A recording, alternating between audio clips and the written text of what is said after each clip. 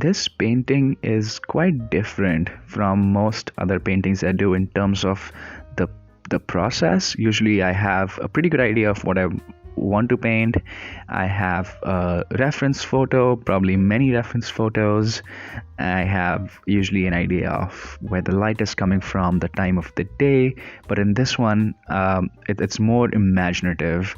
I had a basic like point of perspective. I had a path, and I knew I wanted two hikers in there.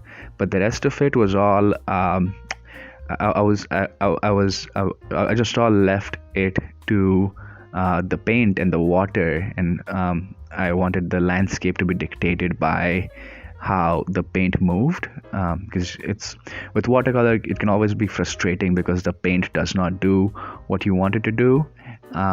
But when you really let go, and you let the paint tell you where trees are and where the shadows are and where the hill is and where the grass should be, and it's an uncomfortable process, especially because you don't know what you're going to get.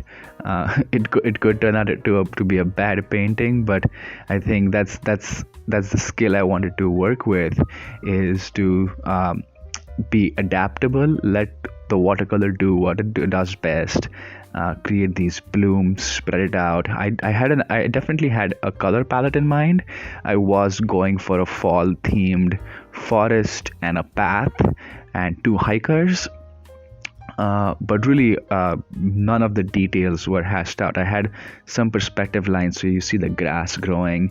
It goes from like bigger green space towards us, and then as it goes towards the hikers that are walking, it becomes smaller and smaller. And the path narrows as well, and that really draws your eye towards that. And that was the only thing that was planned. And you see me put the shadows in, and this was literally at this point where I was like, okay, I'm seeing what the painting might look like. Which direction should the sunlight come from?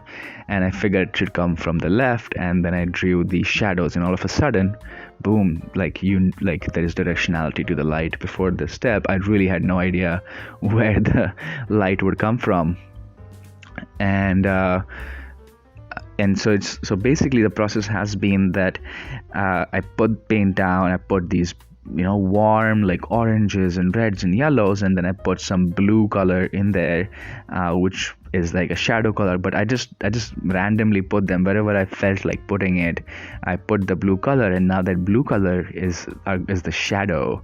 And it's like, I don't know if you've spent a lot of time looking at clouds and trying to find faces in clouds, or animals, or rabbits, whatever. So it's kind of like that, where you look at these blooms of paint and these colors, and it's like, oh, does that look like a tree?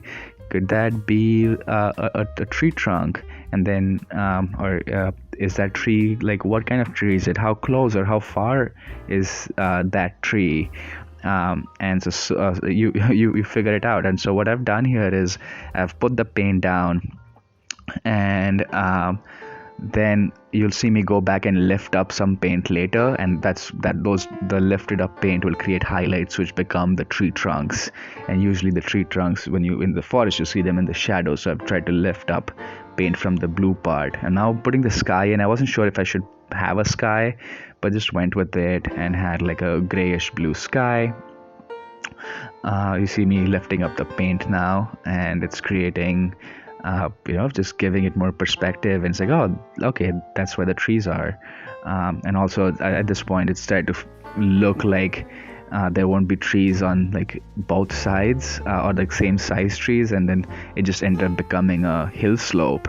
I wasn't really planning on it being a hill slope, like the way it turned out, but I'm really happy with it. And that's the skill that I want to work on, right? It's like to go with the flow and let the watercolor dictate what the painting will be, and like try to build a vision of what I see in these watercolor blooms. I think that's really important. Another cool thing about this painting is that this painting is going to be up for auction really soon, for this fundraiser for this organization called Walkabout Education.